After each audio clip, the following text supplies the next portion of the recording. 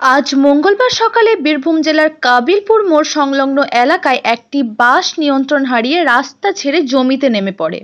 স্থানীয় সূত্রে জানা গেছে, বাসটি রামপুরহাট থেকে নলহাটির দিকে যাচ্ছিল।